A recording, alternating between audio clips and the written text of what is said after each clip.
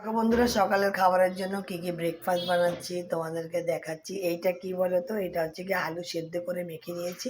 এর মধ্যে পেঁয়াজ কুচি, রসুন কুচি, লঙ্কা কুচি, ভাজা মশলা আর একটু নুন চিনি দিয়েছি, দিয়ে ভালো করে এটাকে মেখে নিচ্ছি। ধনেপাতা দিলে আরও ভালো হতো খেতে, ধনেপাতা আমার কাছে নেই, সেই জন্য এখন ধনেপাতা ছাড়াই বানাচ্ছি।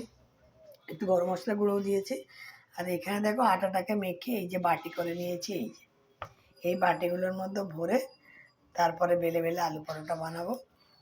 তো চলো কীভাবে করি দেখো। তো দেখো বন্ধুরা, এই বাটিটা নিয়ে নিয়েছি। এখানে দেখো এমন একটা আলুর দলা নিয়ে এর মধ্যে দেবো, দিয়ে এটাকে ভালো করে বন্ধ করে দেবো।